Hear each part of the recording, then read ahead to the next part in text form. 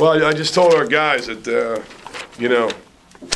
what a great win that was, and that you get used to it because this is what every night's going to be like with the conference this year. And it's the same tune I've been singing for a while here, but every night's going to be like that. It's going to be two teams going toe to toe. Anybody can win, anybody can lose, and I thought our guys came out. We talked about being tough early. I mean, these guys have done a great. We played a hot team. We just beat not just a good team, but a hot team. I mean, we beat St. Joe's at St. Joe's and Old Dominion at Old Dominion. Not too many people are doing that. Then they were hot and they beat Canisius, who was playing well. So, it was a great win. It was a hard-fought win. We talked about being tough early, because we thought when those games that they won, Fairfield was the toughest team early on. So I thought we won that little game within the game, and then got something from everybody. I thought Juan'ya played like an all-conference player today. And, this guy beside me just keeps getting in better shape and sharper and more like what he's going to be down the road. So, great win.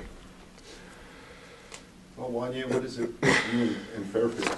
Just a matchup with you can take advantage of? Penetration?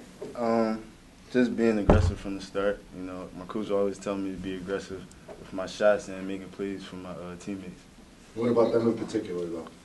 You had 35 against them last week. They play good defense, so I gotta adjust to what they do. If they overplaying, I can go back door and stuff like that. Are you able to use your size against them a little more than some other teams? Yeah, a little bit, yeah. Juan'ya, defensively, you guys did a good job on Derek Nita, just to look through his stat line, a little lower than average. Talk a little bit about, I guess, the collective unit defensively, because it wasn't just you on Juan'ya, it was Mace as well. Yeah, our main focus was on Derek, not to let him get off, so he can score 30 on any given night. So, but I think all of us had a good team defense. Coach, you were able to force Fairfield into a lot of outside shots in the second half. The ball basically stayed on the perimeter. How much of a focus was that at halftime for you to do that? Well, we were making some, and credit to Fairfield because they were doing some things that we weren't quite ready for. They did some different things against our zone, and they were slicing us up there pretty good in stretches in the first half. So I thought we did a decent job of figuring it out, making some adjustments. And if you do a good job with that, then you can get them to take those outside shots. But and I think that's still the strength of their team is those three guards, Wade and Nickerson and Needham. Those three guys are as good as any three guards in the league. So. Devin, that's got to be the kind of game you love to play in, because it is very physical. Yes. Yes. I just take what they give me. You know what I mean? If they banging hard, I'm gonna bang hard back. I'm not gonna back down from nobody. I like to accept all the challenges. And coach. Every day he pushed me harder and harder to take on the challenge. So that's just me. What kind of difference has his presence meant? Big difference. A lot of rebounding. Even on defense, he can get blocks and get us going on a fast break. Devin, what are your early thoughts of playing in this league, or maybe the big guys aren't as big as teams you played last year? Well, I mean, it is a big difference because the guys are a lot bigger, a lot stronger. But it's like any other league, everybody's going to go out and play their heart out every night. Nobody's going to back down from no challenge. I think everybody can give you a fair run. So it's just me coming from the league I was in. I just was able to adjust and know what to expect. I'm just going to come out and be bigger and stronger every time we play. Do you notice that? Do you feel like you're a bigger presence on the court? Yeah, I feel like I'm a bigger presence, but I also just take it as like nobody can hold me. I don't want to feel like nobody can hold me or stop me from doing what I need to do. I got to impress Coach here, so I mean I got to do whatever I got to do to impress him. I'm already impressed. Talk a little bit about what Juan'ya did down the stretch. Big time shots. Big time free throws, he always come through. Even in practice, he comes through. We just push each other on the court. Once we get in that little huddle, it's just everybody thinks we just not saying nothing. We in there, we're really talking and pushing each other to go harder. So with Ye being able to play how he played tonight, we want that out of him every night. So that's just him. He'll continue to get better too. Joe, is it by design that Juan'ya's got the ball all the time down to the last 6-8 minutes of the game, or is that everybody just deferring to him and saying, he's got to go and let him go? Well, I mean, he's our point guard, so it usually starts with him anyway. So he's going to have it. But you know, we have the luxury of him having the ball or Antoine having the ball, and if MJ's in there, you got to guard him because he can shoot. Now we got Devon that can score down low. Amin can. So it's a balance, and I think Juan'ya would be the first guy to tell you that the reason he can play some one-on-one there is because they can't help off of Mason, they can't help off of MJ, they can't help off of Dev now. So. You know, tonight it was his chance to kind of take advantage of whatever was there. Maybe the next time it could be Mason. Who knows? After that, maybe it's Devon being able to do it. But, you know, I think we're a team, and every coach hopes this, that you have balance and you have a lot of options. And tonight just happened to be Juan'ya.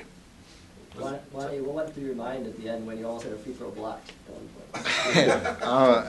I couldn't even. I don't know what he was trying to do. I'm lost. I was lost. Can you foul a guy in a free throw? I thought you fouled him. Joe, do you want to adjust your prognostication that everybody in the league could finish 9-9 now? You know, better than that, or? yeah, I'm. You know, I don't mean that for us. I mean, I don't want to finish 9-9. But I'll stick with the whatever that fancy word was you just said there. That there's going to be a lot of ties at the end of the year, but. It's going to be it's a lot of fun. It's a great league, and every night's going to be like this. So you know, it was fun to be on the right side of things tonight, and you get a taste of what you have to do to win, and now you try to grow with that and learn from it. Joe, they're a team that pretty careful. You, by the way, you must have won some money at the casino. You're still here. Usually it's one day. One day you got to go home. They're a team that usually handles the ball pretty well. They take care of it pretty well. And you force them into 21 turnovers. How big a key was that for you guys? Well, there's no doubt that it's something you'd like to do if you can against Fairfield. Now, the charm of their team is that they're such a great defensive team that it's hard to score on them. So, you know, if you can get them to turn it over a little bit, it helps you score at the other end. And I thought we did do that. When we turned them over, we were able to get some transition baskets and so forth. Especially early. Early on, yeah. Again, it made us feel good, got us feeling good. But I think we just got lucky with doing the right thing at the right time here with these guys. I got to say this. I kind of, you know, the true sense of round robin play. You know, you don't play the same team twice in 8 days or 7 days or whatever it is. And you know, I mean, it's nice to have a little more of a cycle. But everybody's got to deal with it. It's okay. I'm not really complaining. I just wish, you know, we didn't have to see them in 7 or 8 days. But just because it's different, I mean, it'd be nice to see what happens in a couple of weeks. But you know, whatever, it'd be fun. Taj hurt at all, or just didn't really fit into what you guys were doing? Things were kind of rolling. They played the matchup when they were playing that matchup. You know, you like to get MJ in there because he can make some. He's more of a threat to make some shots. So I kept saying that to the staff with each time out. We got the right guys in there. We're riding the right guys. You know, and they were playing well. They were playing well. Devon was playing well. He didn't get tired. You know. And, you know, MJ was doing a good job. He was making his foul shots, doing a good job on defense. So, no, nothing. Just kind of a gut feeling, you know. Just glad it worked out. So. Has it been a process for you getting back in shape? You kind of smirked there when you told me you made that comment. So. Yeah, it's been a process. I mean, it's been hard, you know, taking the time off that I took off, you know, for my injury. But it's just every day, you know, don't take no time off. If you need a little break, get a quick one, and you're right back out there. You know, it's just how we playing it right now. The toughest thing, I think, for basketball players, the only way to really be in shape is to play. You can ride the bike all you want, do Stairmasters and swim and everything else, but if you're not playing basketball, it's just a whole different kind of being in shape.